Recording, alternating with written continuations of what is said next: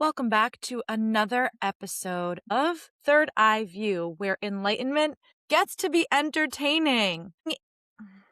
Today we are continuing our journey through the tarot as we dive into the High Priestess and explore the meaning of this mythical figure amongst the cards. We will talk about the symbolism of the High Priestess, its ancient roots and evolution. We will talk about its connection to the prophecy trope or to the wise woman archetype through mythology and pop culture. And we will talk about how we can recognize this energy in our own lives and some practical tools that we can use to help embody this energy. All of that and more after this.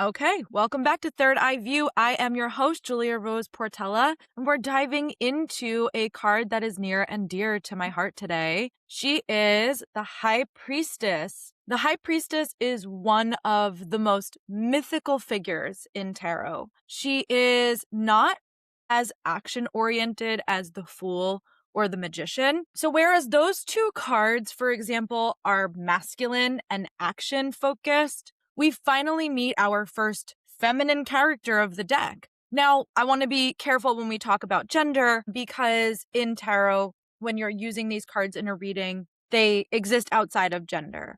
However, in the case of storytelling, she appears feminine, and that's very intentional. It's a shifting of our focus and understanding of the journey of tarot. The journey of the Fool. This journey is not action all the time. And so when we say masculine and feminine, they may appear that way gendered-wise on the cards, but really what we're talking about is energy. Masculine energy being equivalent to action, and feminine energy being connected to internal pieces of ourselves, the things that are not action oriented, they're much more internal. So we have our first feminine character. We have the first time that our hero in the journey is being called to go within. And why is this so important? Every hero, whether that's us or a hero that we are watching on screen or reading about in a book, has instances where the more action they take, the worse things become because they're not actually taking aligned action. It's not inspired in any way. It's just to get something going. And that's usually when things go from bad to worse. When it comes to this particular card, it's asking us to understand something about ourselves that can't necessarily be seen externally. And so it's calling us within so that we can take inspired action outside in our external reality. When the High Priestess appears, she invites us into the hidden spaces, whether that is our intuition, our dreams, secrets, memories are a big one in storytelling, and the wisdom that cannot necessarily be explained logically, but that we know is undeniably true. This happens to us all the time in real life. So think about any time that you've gotten a gut reaction, you knew that getting off the parkway, you were supposed to go left, but normally you go right and you ignore that gut instinct and now you're stuck in bumper to bumper traffic. So there are times when our intuition leads. There's times when we wake up from dreams that feel real. There's times that we wake up from dreams where we've connected with a loved one who's crossed over. There's times when we have dreams and they're prophetic in some way. There are times when we daydream about things. Our mind wanders to something that we are not able to see, but that we fantasize about in some capacity. And then, of course, memories, the unlocking of our subconscious landscape through how we perceive things and remember things. So all of that is connected to the High Priestess. In many ways, she represents the threshold between the visible world and the unseen reality that exists beyond the veil, something that we can't see, whether it's another dimension, whether it's the angelic realm, heaven, ether, galactic, whatever realms you'd like to think about, those veils, she is the master of those veils. So for example, any sort of portal world, typically if you think about going to Avalon and Arthurian legend, they talk about going through the mist. The mist is the veil. So when it comes to the High Priestess, she is connected to whatever the veil is, the veil between worlds. She is a pillar of faith, and by faith, I mean Joseph Rodriguez understanding, who says that faith is loyalty to the unseen reality, and that's what the High Priestess is doing. The imagery of the High Priestess card is stacked with symbolism. So again, I'm going to put up a picture of the card. If you want to follow along, you want to buy your own deck, you can use the link below. There will be a link in the show notes for you to be able to follow that journey. In the classic Rider-Waite deck, which is what we are looking at, she sits between two pillars marked with the letters B and J. This represents Boaz and Jachin from Solomon's Temple. One pillar is dark, one is light, reminding us of the duality of these different energies, masculine, feminine, yin and yang, conscious and unconscious, known and unknown. The High Priestess sits directly between them because she is a bridge. She occupies the liminal space between opposites. She is also not affiliated with any particular religion or mythology. She's got pomegranates behind her, which we will talk about. It's connected to Greek mythology. She's holding the Torah. She's got a cross, which represents Christianity. She's got pagan symbolism in the moons. She is not a priestess of a specific type of religion. She is a priestess of ideology and exists amongst all of these different types of religions and practices. So behind her is the veil decorated with pomegranates. Now, that is a fruit very specifically associated with Persephone and the underworld. It represents hidden knowledge, fertility, the mysteries of life and death. It is the veil between worlds, someone who can, in fact, see beyond that veil and can act as a channel between worlds. She is able to pull information or have conversations with people beyond that veil. If you want a great pop culture understanding of the veil itself, go and watch Hamnet. I'm not going to tell you it's an easy movie to watch. It is very sad. It is going to tug on your heartstrings, but I think it does one of the best depictions and understanding of the veil and how people navigate that veil-like space. The High Priestess is wearing blue robes. It links her to intuition, spiritual depth. Water, which you can see the end of her robe that is holding the moon, looks a little bit like waves cresting onto the shore. The blue is connected to dreams and the subconscious. The blue of her robes is connected to the third eye, or the space of psychic insight. White appears in her garments as well, symbolizing purity of insight and divine protection. It almost looks a bit like Mother Mary, and this is very intentional. Mary was the center of the greatest of all prophecies, perhaps known to man, and the High Priestess is deeply connected to this archetype. Silver is also often associated with her energy too, because silver belongs to the moon. You can see there's a lot of moon symbolism happening on the card. The moon rules intuition, psychic awareness, cycles, the mystery of life, the ebbs and the flows of life. One of the most fascinating symbols connected to her is her crown, or her diadem that she wears. It represents the triple-faced goddess, or the triple moon in this context. It is the waxing, the full, and the waning moon. So this links her to the archetype of the maiden, the mother, and the crone, though I would say pop culturally we tend to experience her as the crone, not as the maiden or the mother. We see those in other cards and other archetypes throughout the tarot. So most closely she's associated to the crone, but she does wear all three. And I will say that when you are the crone, you are all three. When you are maiden, you are maiden. When you are mother, you are maiden and mother. When you are crone, you are maiden, mother, and crone. You possess all of that knowledge. So these are not just the stages of women's lives, but the stages of wisdom itself. The maiden represents curiosity and new beginnings and intuitive awakening, naivety.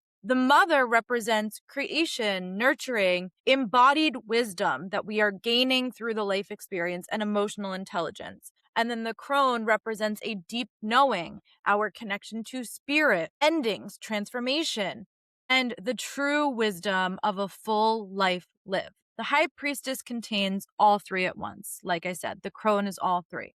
Though she is youthful in the card and sometimes can appear youthful in life, she is also quite ancient. She reminds us that wisdom is cyclical and not linear. The moon is another interesting symbol here to go just like a level deeper with that, because it insinuates that there's a light side of the moon, what is illuminated and seen to us all, but also the dark side of the moon, what we can never know or understand, what remains hidden from us. Historically, the High Priestess card has evolved dramatically, as most of the tarot cards have. In the earliest versions of tarot from the Renaissance in Europe, she appears as La Papesse, or the female pope.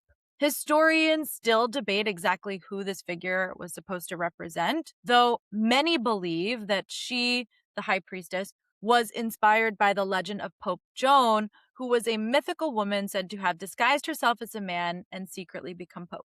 Others believe that she symbolized forbidden spiritual authority, especially during a period of time when women were denied access to positions of power, especially in a religious context. Over the centuries, occultists have transformed the figure into something more mystical and esoteric.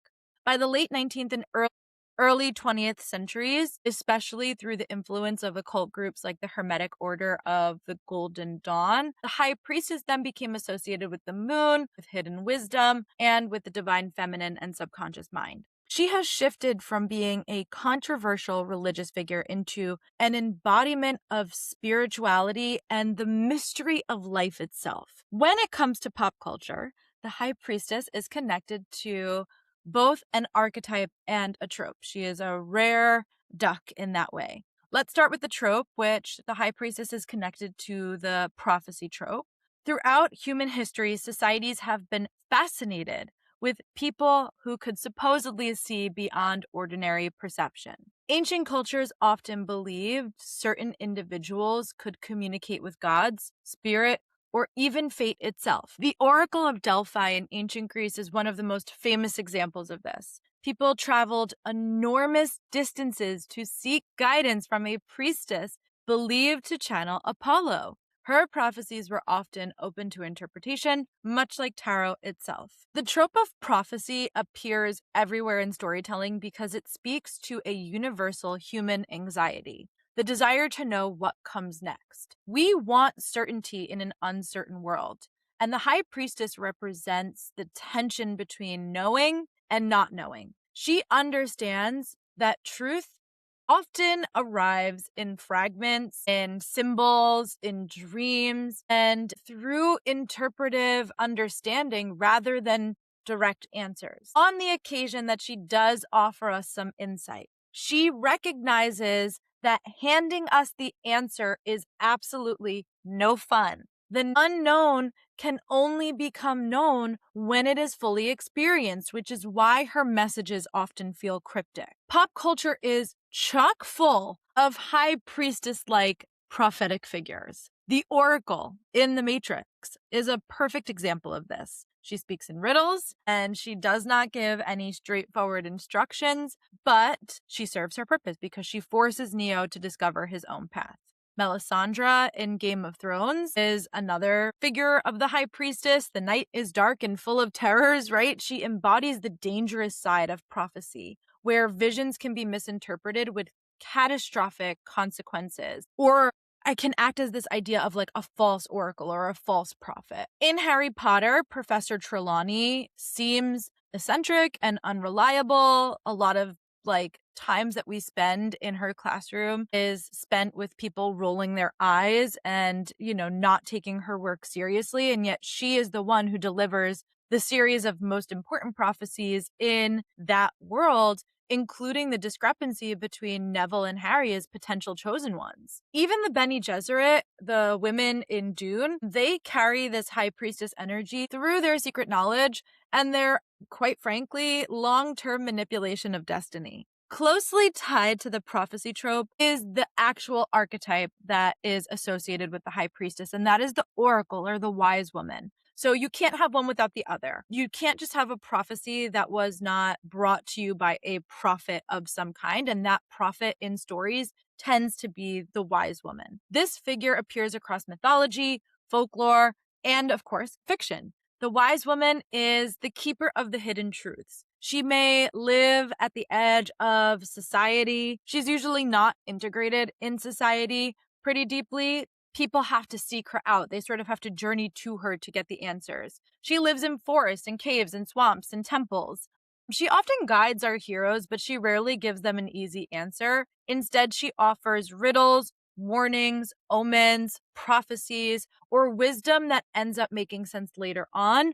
Once the experience has unfolded, that's when it dawns on our hero that this is the information that was being handed to us. Historically, wise women were often healers, midwives, herbalists, spiritual leaders. They were people who were sought out in their community for really specific reasons. Many carried knowledge that have been passed down through generations of women. So there is something divinely feminine about the knowledge that is passed through the High Priestess. But of course, we live in now a patriarchy, which frequently feared and still does these types of women because their knowledge is power, especially knowledge that exists outside of the official patriarchal capitalist systems of today. Historically, this fear contributed to the witch hunts that happened all throughout Europe and colonial America, where independent and spiritually knowledgeable women were often demonized and punished for it. In pop culture, this archetype thrives. The Weird Sisters from Shakespeare's Macbeth are some iconic examples. I love Shakespeare. We'll talk about it probably almost every time that we have this podcast. So the Weird Sisters exist outside of ordinary reality. They speak in prophecies and paradox, and they are part of the story to help manipulate fate. Going with mythology-inspired media, we have a spin on the Weird Sisters, which is the Fates. Those are connected to Greek mythology, but they appear repeatedly in stories, in many different types of stories. But because I used to work for Disney, again, we'll talk about Disney a lot on this podcast. So they were in Disney's Hercules, which is a modern version of this fantasy or this storytelling. In 5th grade, played Meg in my school play. So Hercules has a special spot in my heart. The Fates in that story literally share one eyeball that they keep passing around because they are all sharing this universal truth, or like the universal eye of knowledge, the third eye, right? They are characters who in that story weave prophetic information throughout the storyline. They are foundational to the oracle archetype itself, particularly the Fates, the larger context. Particularly the larger context of the Fates, not necessarily the Disney version of them. Going with Disney, we also have Grandmother Willow from Disney's Pocahontas, who represents a very nurturing side of the wise woman archetype. She is ancient, but also very intuitive, and she's not going to give a straightforward answer. When Pocahontas seeks out Grandmother Willow and asks her, "What is my path?" she doesn't give her a direct answer. Instead, she just says, "You need to listen," and then goes on to sing, "Listen with your heart, you will understand." She doesn't say like, "Hey, your purpose is to go fall in love with John Smith and like bring war and potentially peace to your native people." Instead, she just says, listen to understand your path. And the things that Pocahontas ends up hearing only become clear to her later on. One of the clearest modern versions of the High Priestess is Galadriel from Lord of the Rings, another one that we could talk about every single week. She exists mostly outside of ordinary time. She speaks in poetic truths and visions. Her mirror literally functions like an oracle tool. She is scrying in many ways, revealing possible futures through symbolism and intuition rather than definitive certainty. Galadriel embodies the serene, ancient wisdom that the High Priestess possesses, while also carrying that slightly intimidating sense that she understands more than she reveals. In a similar vein, if you like Buffy, that's our girl Drusilla. Drusilla, who speaks in these weird rhymes and riddles, is an example of the High Priestess in the Buffy universe. If you like the MCU, we've got Agatha Harkness, who is a fascinating example of the High Priestess archetype. Especially once we get to Agatha's show, we have Patti LuPone, who plays Lilia, who goes on to have some of the most incredible prophetic experiences throughout Agatha all along. But even without Lilia, we have Agatha as a witch who understands hidden knowledge, feminine power, secrecy, ambiguity, all things that exist for the High Priestess. And unlike the serene or composed version that Galadriel perhaps brings to the table, Agatha represents the shadow side of this archetype. The part of the High Priestess that understands that knowledge itself is power and that power can seduce, manipulate, and of course, corrupt, which it does. In mythology, we have the Morrigan. She is one of the most powerful mythological expressions of the High Priestess energy.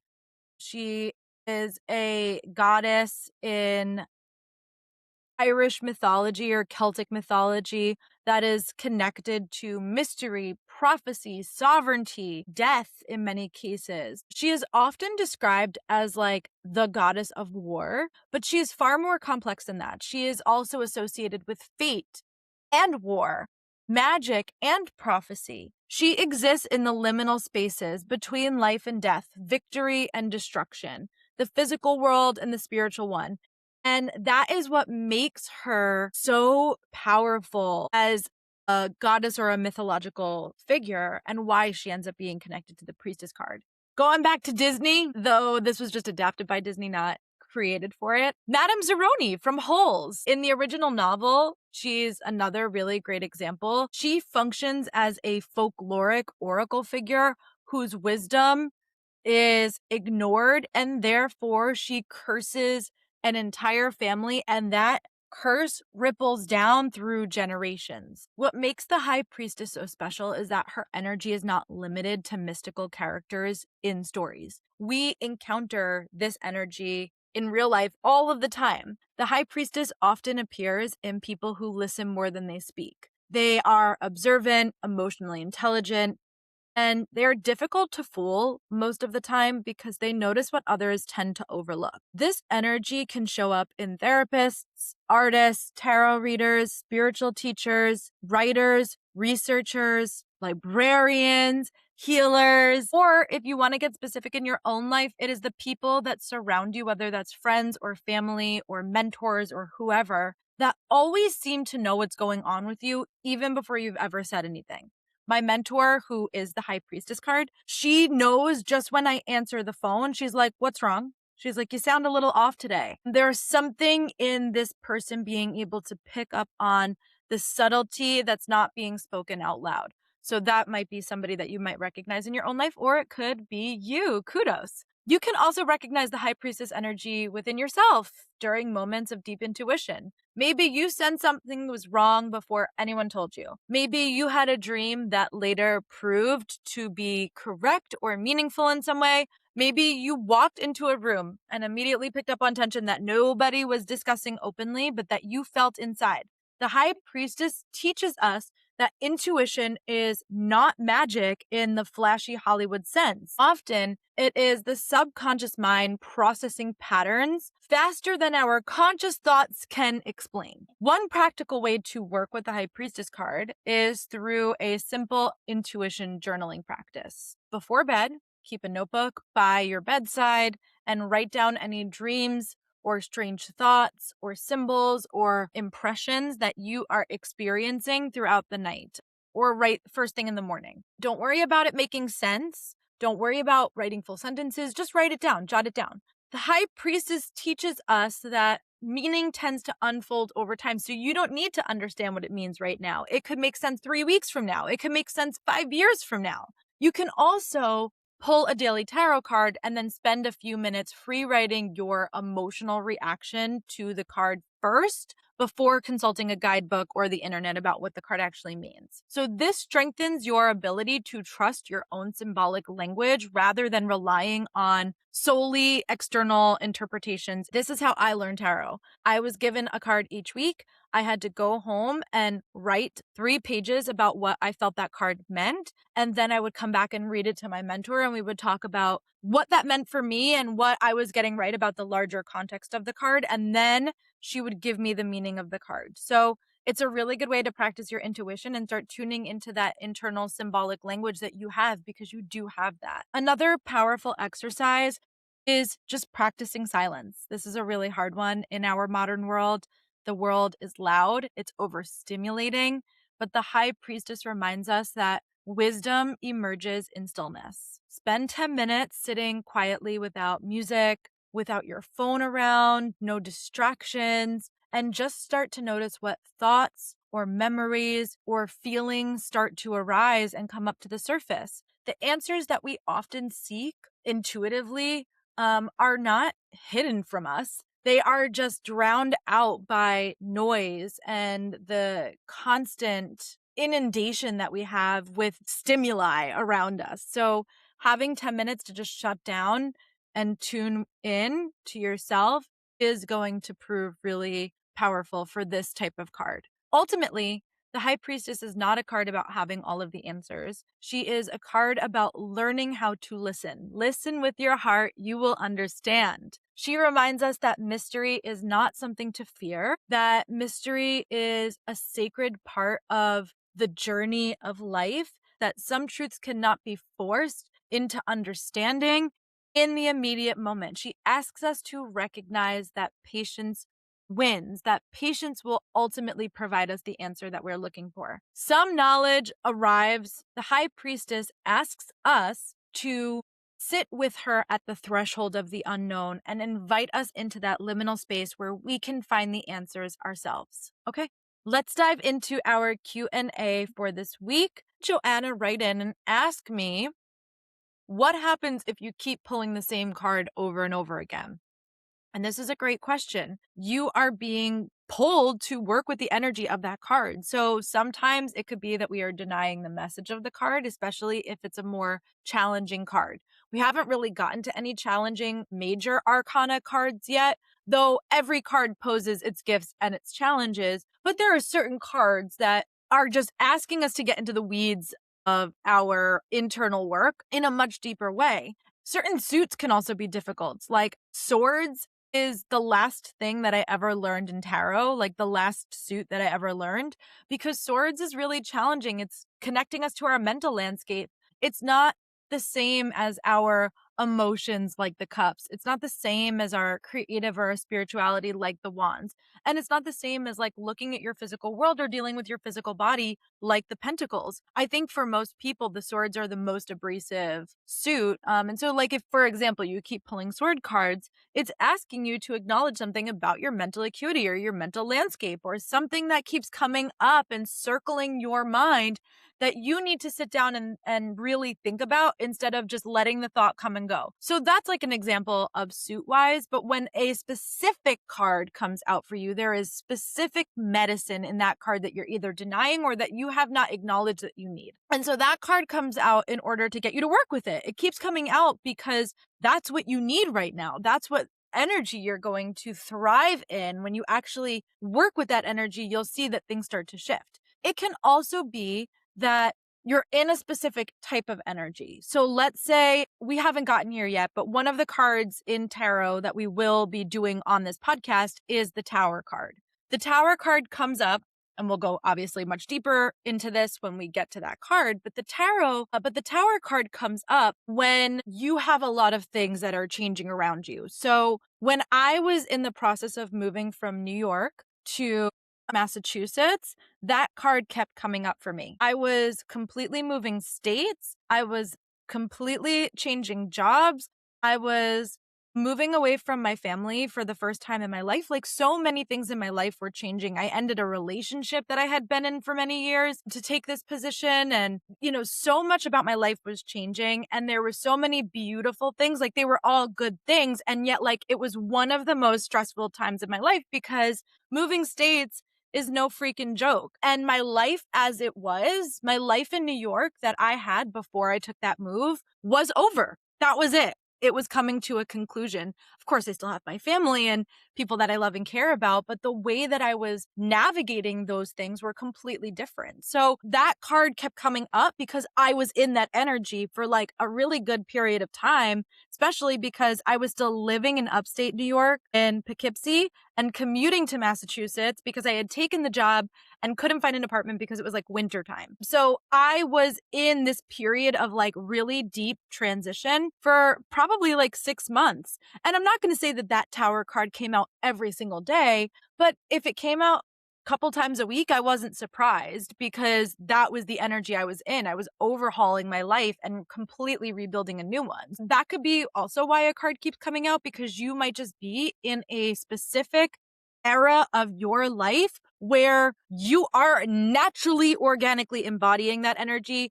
And therefore, you do need the medicine of it. You do need the wisdom of that card. You do need the support of that card. And so it's asking you to work with it because it makes those eras more fruitful or energetically aligned. So hopefully that helps. If you have a question about tarot, about how to use tarot, or about life, I would love for you to send me an email, thirdeyeviewpod@gmail.com.